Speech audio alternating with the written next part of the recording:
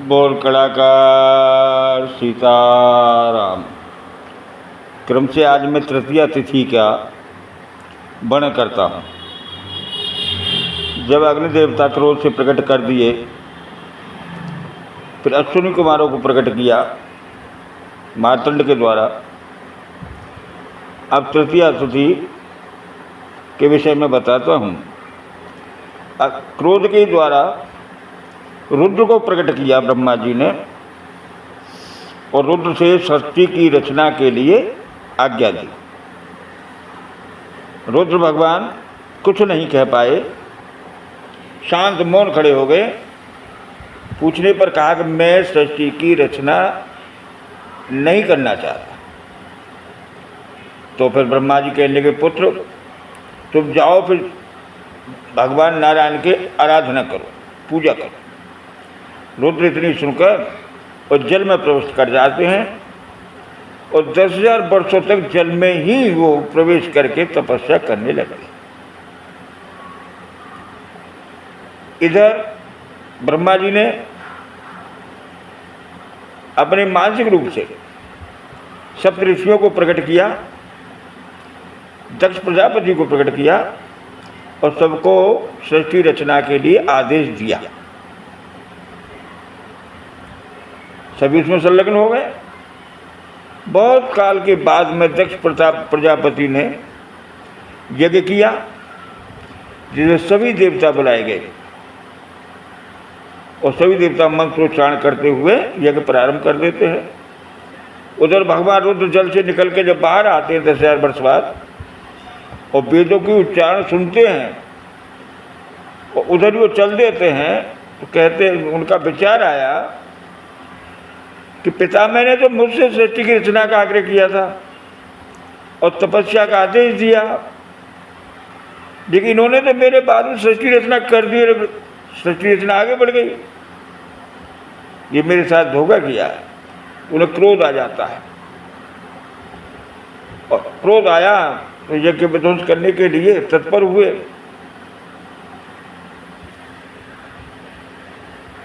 उसमें विषम नेत्रों वाले त्र्यंबक को मेरा निरंतर नमस्कार है, ऐसा करके लोगों ने उनका स्वागत किया, लेकिन क्रोध से अशांत थे और यज्ञ विध्वंस करने लगे। जब भगवान ने समझा बुझाकर उन्हें शांत किया, उधर दक्ष प्रजापति को भगवान रुद्र को उन्होंने कन्या प्रकट की थी, जिसे गौरी नाम से विख्यात हुई। तो रुद्र ने, जब रुद्र को आदेश दिया गया था संतान उत्पत्ति के लिए, और जो मना कर दिया, तपस्या चले गए, तो गौरी को ब्रह्मा जी ने स्वयं अपने अंदर ही निहित कर लिया। और दक्ष प्रजापति के यहाँ वही कन्या जो गौरी हृदय में वापस ले ली थी, ब्रह्मा जी ने अपने हृदय में वापस दे दिया था उसे, वही सती नाम से प्रकट हुई राजा दक्ष के यहाँ। और उसका विवाह ब्रह्मा जी की आज्ञा से शिव जी के साथ हुआ। जो यज्ञ बंधु के समय उन्होंने सोचा बाद में सती ने कि मेरे पिता मेरे पति से बैर रखते हैं, तो मैं ऐसे पिता की पुत्री होकर अपने पति के साथ नहीं रह सकती। उन्होंने अपना शरीर तपस्या से सुखा के त्याग दिया। कहीं कहीं ये भी आता है कि यज्ञ में ध्वंस किया उन्होंने, उसमें शरीर को त्यागा। जो अब फिर वो हिमाचल के यहाँ उमा के रूप में प्रकट हुई। जब उन्हें अपने पूर्वजन्म की कथा याद आई, तो उन्होंने तपस्या प्रारंभ की और शरीर को सुखा डाला। भगवान रुद्र उनकी परीक्षा के लिए चल देते हैं, बूढ़े ब्राह्मण का भेष धारण करके, और आकर उमा के पास कहते हैं, हे देवी, मुझे बहुत भूख लगी है, आप मेरे लिए भोजन की व्यवस्था करें। पार्वती खड़ी हुई, बड़े अनुनय के साथ कहा, प्रभु मैं आपको भोजन लाकर देती हूँ, आप जब तक स्नान कीजिए। पार्वती जी भोजन की व्यवस्था करने लगी और शिव जी गंगा में स्नान करने चले गए। भगवान शिव ने अपनी एक लीला रची और ग्राह का रूप धारण किया माया से, अपना पैर ग्राह के मुंह में दे दिया और चिल्लाने लगे, देवी मेरे प्राणों की रक्षा कीजिए, ये जीव मुझे निगल जाएगा।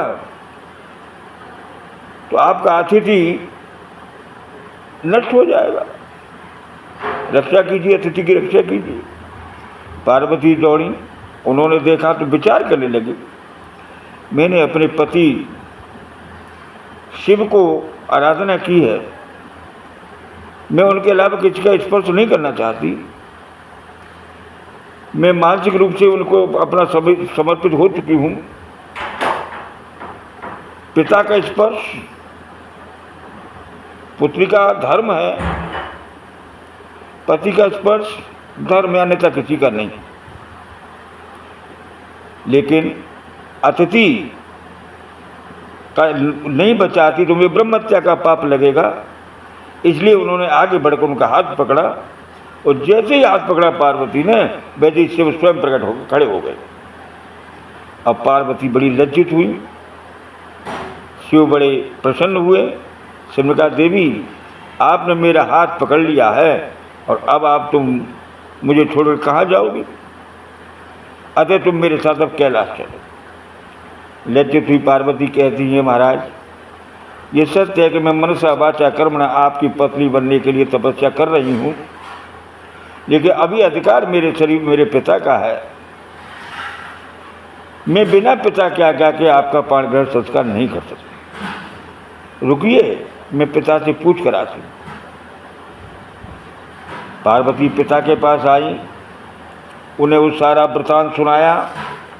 इस प्रकार से बूढ़े ब्राह्मण के वेश में शिव आए, मुझसे भोजन की कामना की, स्नान करने गंगा में गए। वहाँ ग्राहक द्वारा ऐसे उनका पैर पकड़ा गया और मैंने उनका हाथ पकड़ लिया तो शिव जी मेरे पाण ग्रहण की बात करते हैं।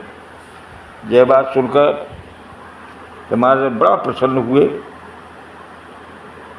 उन्होंने पुत्री से कहने लगे, पुत्री हे सुमुखी, आज मैं धन्य हूँ संसार में, तुम्हारे द्वारा सचमुच संततिवान बन गया हूँ। पुत्री, देता हूँ कि आज तूने मुझे सिरमौर बना दिया। जैसे महाराज जनक सीता जी को देखकर वन में अपने को धन्य मानते हैं, आज उसी प्रकार से हिमालय पार्वती के इस कर्म से बड़े प्रसन्न हुए। लेकिन उन्होंने कहा, तू क्षण भर रुक, मैं अभी आता हूँ। ये कहकर हिमालय संपूर्ण देवताओं के पिता में ब्रह्मा जी के पास गए, पूरा वृतांत ब्रह्मा जी को सुनाया। ब्रह्मा जी ने भी उन्हें कहा कि आप इसमें विलंब न कीजिए, क्यों पार्वती पिछले जन्म में भी शिव जी की ही पत्नी थी, उसने पिछले जन्म में भी शिव जी की पत्नी थी। गौरी को मैं पहले ही इन्हें समर्पित कर चुका हूँ, लेकिन उनके तपस्या के कारण मैंने गौरी को अपने हृदय में वास किया और वही गौरी मैंने आपको दक्ष को प्रजापति के रूप में दी, जो सती नाम से कहलाई, उनकी प्रार्थना पर। और वही सती आज तुम्हारे यहाँ पार्वती बनकर प्रकट हुई हैं, तो इनका संपन्न विवाह कीजिए, पाणग्रहण कराइए। तो उस समय पृथ्वी स्वयं वेदी बनी है, समुद्र कलश बने हैं, सूरज चंद्रमा सुंदर दीपक बने, नदियाँ परसने का काम कर रही हैं, सामान इधर उधर ले जा रही हैं। गिरिराज हिमालय मंदराचल से शिव जी के पास भेजा। मंदराचल ने शिव जी के विवाह की सूचना दी। शिव की आज्ञा लेकर मंदराचल बड़े प्रेम पूर्वक आके हिमालय से बताया। विवाह हुआ। चतुर्मुखी ब्रह्मा, विवाह में ब्रह्मा जी बने और आकाश से पुष्पों की वर्षा होने लगी। कहा, ब्रह्मा जी कहते हैं कि हे देवी, तुम जैसी पत्नी, शिव जैसा सरीखा पति संसार में दुर्लभ है। हे भगवती उमा, तुम दोनों एक साथ बैठे थे। अब इस प्रकार कहकर ब्रह्मा जी अपने धाम को चले गए।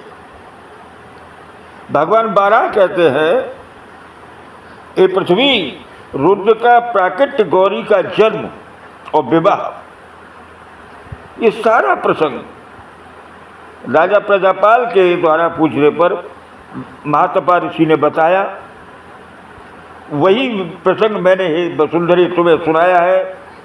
इस संपूर्ण वृतांत देवी गौरी का जन्म, वैवाहिक कार्य, ये तृतीया के तिथि को उत्पन्न हुए, संपन्न हुए हैं, इसलिए तृतीया तिथि उन्हीं की तिथि मानी जाती है। इस दिन नमक का खाना निषिद्ध माना जाता है। जो स्त्री उस दिन उपवास करती है उसे सौभाग्य की प्राप्ति होती है। दुर्भाग्यग्रस्त स्त्री या पुरुष तृतीया तिथि को नमक का परित्याग करके और प्रसंग को श्रवण करते हैं या प्रसंग को कहते हैं, उनको सौभाग्य, धन संपत्ति, मनोवांछित फलों की प्राप्ति होती है। उसे जगत में उत्तम स्वास्थ्य, कांति की पुष्टि से लाभ होता है। अतः तृतीया तिथि माता पार्वती का जन्मोत्सव, विवाहोत्सव, रुद्र का प्राकट्य होना, इस तीनों से जुड़ा हुआ है। ये भक्तों, बोल कड़ाकर सीताराम।